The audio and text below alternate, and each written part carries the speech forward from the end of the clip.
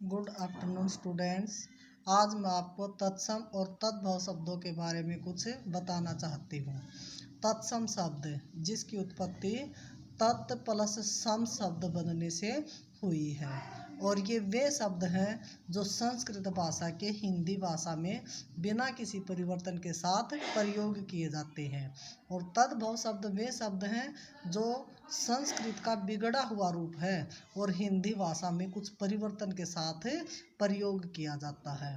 तत्सम और तद्भव शब्द की प्रकृति क्या है, इनका बैकग्राउंड कहाँ है, कहाँ से इनका प्रचलन हुआ, इसके बारे में कुछ बताना चाहती हूँ।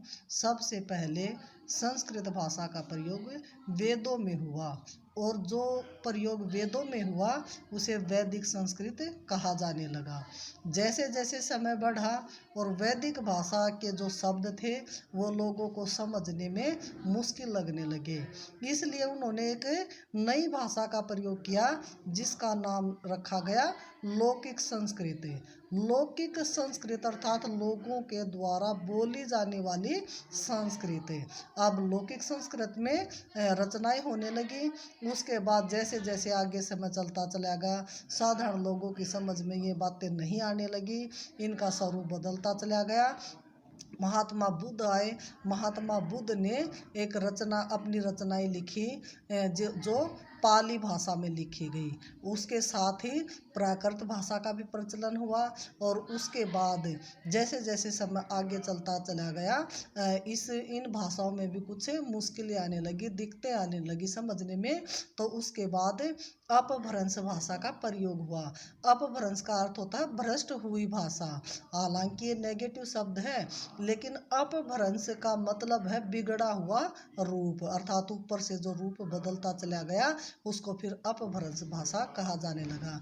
और अपभ्रंश भाषा से जो हमारी आधुनिक भाषाएं हैं, हिंदी भाषाएं, उनका विकास हुआ और उन्हीं में से है शौरसेनी भाषा, जिस शौरसेनी भाषा से हिंदी भाषा का विकास हुआ। ये था हमारा तत्सम शब्दों का बैकग्राउंड, जहाँ से संस्कृत भाषा का प्रयोग हमारी हिंदी भाषा में होने लगा। अब तत्सम और तद्भव शब्दों की पहचान कैसे हो, इसके लिए कुछ नियम है जिनके आधार पर हम इनकी पहचान कर सकते हैं।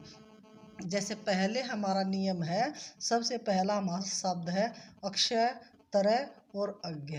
जहाँ पर भी ये संयुक्त व्यंजनों का प्रयोग होगा वहाँ पर तत्सम शब्द होंगे। उसके बाद है री के रूप, री की मात्रा, जैसे मातृ शब्द है, इसमें री की मात्रा जहाँ पर भी होगी वहाँ पर तत्सम शब्दों का प्रयोग होगा। उसके बाद है रे के भी भिन्न रूप, जहाँ पर भी रे का कोई रूप होगा, रे के 3 रूप होते हैं, जैसे कार्य, कर्म और टरक। इनके अंदर ये जो 3 रूप जहाँ पर भी रह के आएंगे वहाँ पर तत्सम शब्दों का प्रयोग होगा। ये 3 नियम 100% गारंटी है, जहाँ पर भी इन 3 शब्दों का प्रयोग होगा, 3 नियमों का इनका प्रयोग होगा, वहाँ पर तत्सम शब्द होंगे। उसके बाद कुछ नियम और हैं, जैसे स और से, शेर वाला से और षटकोण से। 50% ऐसे शब्द होते हैं जहाँ पर इन शब्दों का प्रयोग होगा वो भी तत्सम शब्द ही पाए जाते हैं। इसके अलावा कुछ शब्द मैंने राइट डाउन किए हैं तत्सम और तद्भव के, जो आपको पहचान के लिए काफ़ी मदद मिलेगी। जैसे गृह शब्द री की मात्रा है, लेकिन इसका हिंदी स्वरूप होता है घर। री की मात्रा के कारण जो मैंने ऊपर पहचान बताई थी कि जहाँ पर भी री की मात्रा लगेगी वो तत्सम शब्द होगा ग्रह। उसी प्रकार से लोह शब्द, लोह संस्कृत भाषा का शब्द है और लोहा हिंदी भाषा का शब्द है। लोह शब्द की उत्पत्ति लोहोपथगामिनी, आपने सुना होगा, पटरी के लिए प्रयोग किया जाता था, वहीं से शब्द लिया गया है लोह, जिसका अर्थ होता है लोहा।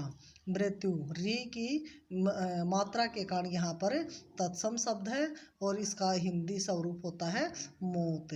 इसी प्रकार से प्रस्तर रे का रूप है, इसका हिंदी स्वरूप होता है पत्थर। चर्मकार रे का ही रूप है, हिंदी स्वरूप होता है इसका चमार। सवर्णकार रे का ही रूप है, इसका हिंदी स्वरूप होता है सुनार। इस प्रकार से मैं उम्मीद करती हूँ कि आपको जो ऊपर बताए गए नियम हैं, इन नियमों के द्वारा आपको तत्सम और तद्भव शब्दों की पहचान करने में काफ़ी सहायता मिलेगी।